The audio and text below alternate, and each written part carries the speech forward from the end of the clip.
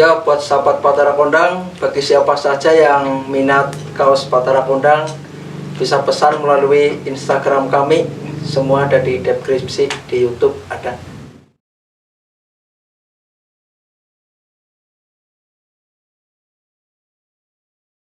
Assalamualaikum warahmatullahi wabarakatuh. Kembali lagi dengan channel kami Batara Kondang Putra Negarawangi.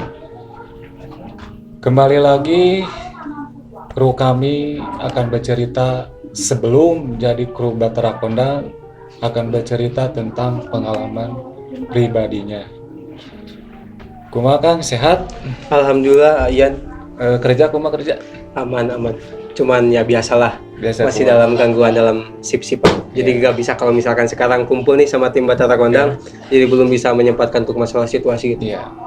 Gimana pengalaman sebelum menjadi kru Batara Kondang? Ada kan pengalamannya gitu? Paling saya mah gak bakalan panjang lebar untuk bercerita ya. Iya.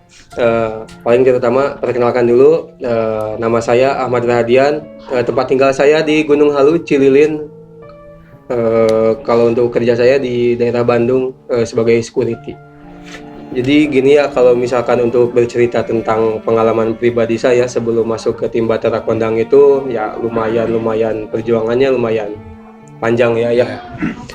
Yang pertama mulai dari ini perjalanan rumah tangga saya. Iya. Perjalanan rumah tangga saya itu awal berkeluarga itu ya, awal nikah itu tahun 2001, itu tepatnya bulan April. Iya. Bulan April. Nah, perkenalan dulu biasa itu sama istri. Nah, posisi udah nikah. Nah, sesudah nikah itu sering terjadi kejadian-kejadian di luar inilah, kalau kata paribasana mistis ya ayah. Luar nalar. Iya, di luar nalar. Jadi posisi saya udah nikah sama istri jelang berapa bulan, nggak sampai 3 bulan 4 bulan, 1 bulan 2 bulan itu istri itu suka mengalami seperti kerasukan. Kerasukan gimana? Jadi posisinya kalau misalkan istri lagi pikirannya kosong atau lagi ngelamun, atau itu juga ada waktu-waktu tertentunya. Jadi kadang-kadang itu kalau paling sering itu setiap sore suka kesurupannya. Kesurupannya yang memasuki raga istri Kang Ahmad ya? Iya betul. Yang kerasukan itu sosok gaib itu berbicara apa gimana? Nah itu setiap kali kerasukan istri suka ditanya sama saya, Ya. maunya apa, terus kalau misalkan sekarang disuruh sama siapa, itu kan masih tanda tanya ya. Soalnya ini kenapa kok istri saya suka terjadi seperti gini, Ngering kerasukan. seperti kerasukan. Setiap ditanya itu yang masuk ke raganya istri saya, dia suka bilangnya dia itu sakit hati, dia balas dendam, terus nggak mau melihat keluarga saya itu seperti kehidupannya itu tentram atau damai. Jadi kata paribasa Sunda nama syirik lah, orang yang syirik. Ada orang yang iri Iya, orang yang iri. Terus posisinya juga kan emang di lingkungannya emang masih terbilang angker ya. Soalnya masih banyak orang-orang yang mendalami atau memiliki ilmu-ilmu yang hitam lah kalau paribasa ininya mah. Kalau Tapi kasarnya ilmu telu, ilmu telu santet itu suka masih banyak dipakai kalau misalkan di sana. Nah, seiring berjalannya waktu terus kayak gitu posisinya. Nah, kadang-kadang kalau misalkan nih di perjalanan juga, kalau misalkan lagi naik motor, itu kadang-kadang istri juga langsung kesurupan, berhenti di tengah jalan, kerasukan itu langsung. Nggak ngomong itu? Nggak ngomong, cuman paling sering istri saya itu pas kesurupan itu bicara, tapi bicara gak terlalu banyak, tapi sering-seringnya itu nangis. Nangis seperti nangis kesakitan atau gimana. Sembuhnya itu gimana itu sembuhnya? Nah, alhamdulillah syariatnya mungkin istri itu mulai kerasukan gitu tuh dari kurang lebih tahun 2015, tahun 2016-an ya. Nah, alhamdulillah ketemu dengan saya tahun 2001, pertengahan 2001 mau ke akhir 2022. Alhamdulillah pas pertama ialah saya berobat untuk istri itu kesana kesini, cari untuk obatnya buat kesembuhan istri. Ya pengalaman dalam mencari obatnya juga itu lumayan prosesnya. Kadang-kadang sekarang kita berobat nih ke satu orang atau ke ke orang yang bisa menyembuhkan atau gimana. Itu kadang-kadang kita diinginkan untuk masalah uang. Uang mahar. Nah, itu selalu dimaharkan. Kadang-kadang kita harus membayar mahar dan membeli sesuatu emang yang harus dibeli buat katanya buat penjaga atau apalah itu. Kira-kira itu Kang Ahmad sama istri berobat sama orang pintar. Iya. Apa barang, apa air itu di harganya berapa itu? Nah itu kalau untuk masalah harga itu kurang lebih kalau misalkan sekarang kita berobat itu patokan dari 100 ke atas lah, nggak bisa 100 ke bawah.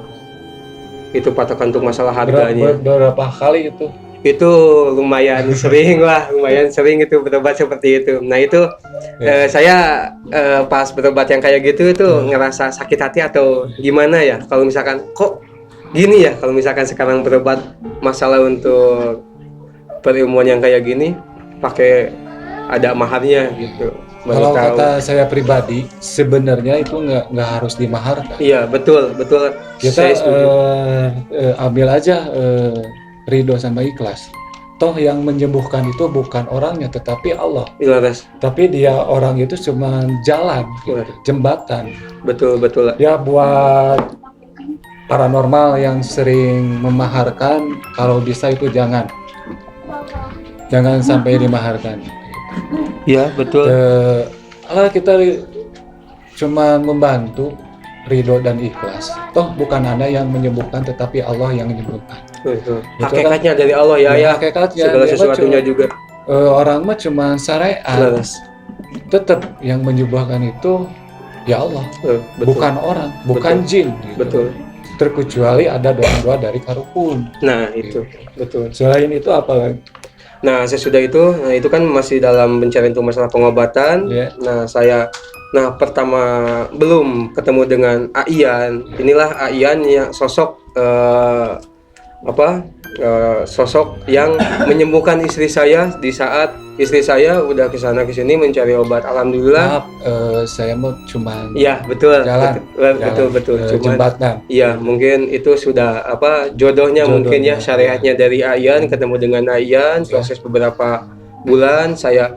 Kata paribasa Sunda nama titirah dari Gunung Halu ke Bandung selama kurang lebih 1 bulanan ada di rumahnya Api Dayat. Di rumahnya Pak Api Dayat. Alhamdulillah di rumah Pak Api Dayat juga diterima dengan baik, dengan lapang dada juga, ke istri juga enak, nyaman, ke saya juga nyaman. Alhamdulillah. Saudara kan ya? Iya betul. Malahan saya juga sama istri nganggapnya Bapak Dayat sama Ibu itu udah seperti orang tua kedua saya gitu.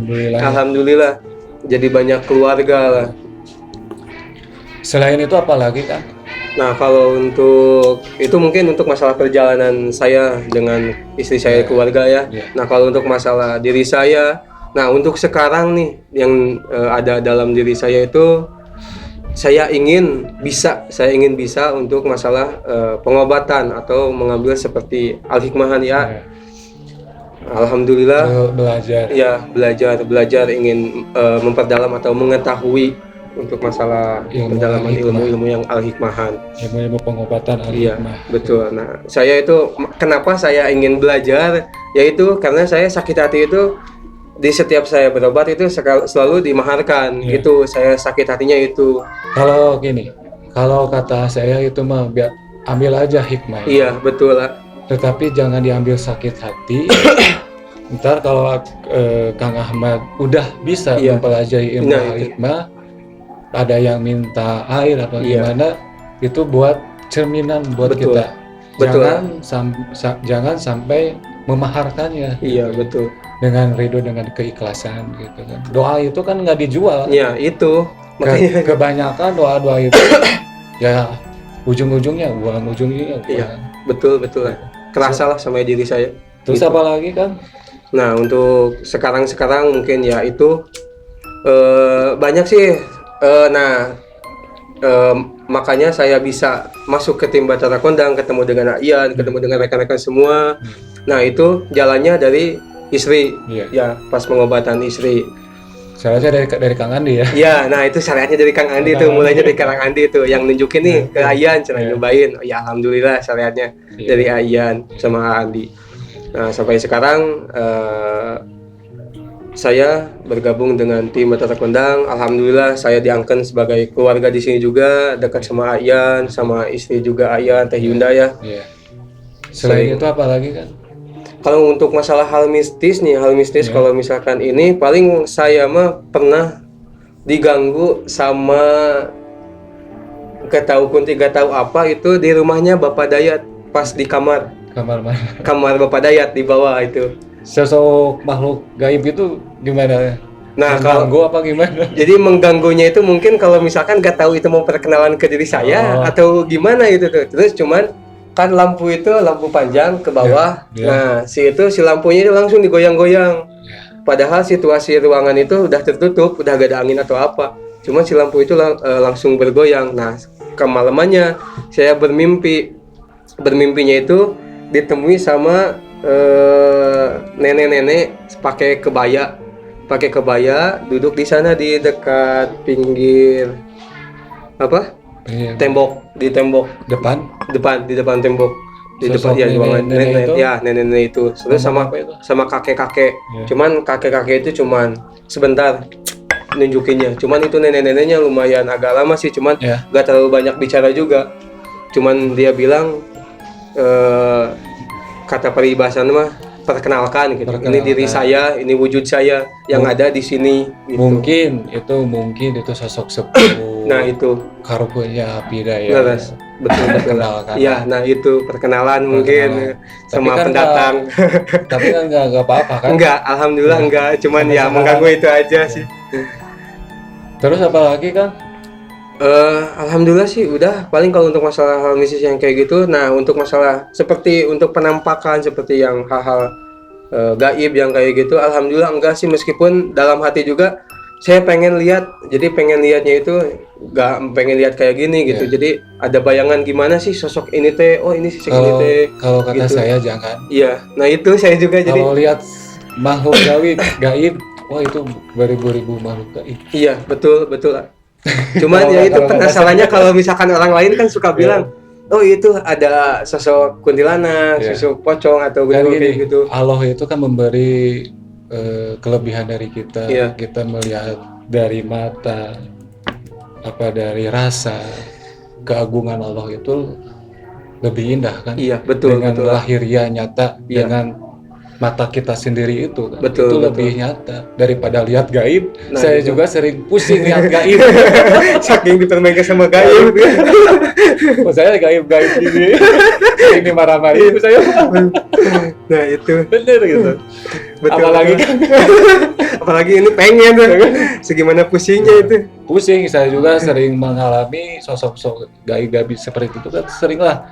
Bahkan saya nggak mau lihat seperti itu malahan. Iya. Tetapi Allah memberi kelebihan dari dulunya.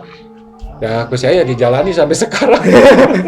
Jadi udah biasa mungkin udah terbiasa gitu kan. Terus kan udah sih paling kalau untuk perjalanan itu mah saya cuman segitu aja sih, gak terlalu mungkin ada gitu. Buat salam-salam dari Cililin Gunung Halu buat keluarga. Ya, salam-salam buat orang Gunung Halu, terutama di desa Warga Saluyu. Jangan lupa like, comment, and subscribe channel tim kami, yaitu tim Batara Kondang yang dipimpin oleh sama Kang Ian dan juga sama Pak Apid ya dari Negara Wangi. Terus salam saya buat keluarga saya, terutama sekarang istri saya yang sedang mengandung. Alhamdulillah sekarang udah 4 bulan lebih dalam kandungannya. Moga selalu disehatkan, dilancarkan juga. Amin. Dalam kandungannya juga ininya. Apalagi nanti pas persalinannya, pas hari hanya. Itu aja sih doa saya untuk saya. Assalamualaikum warahmatullahi wabarakatuh.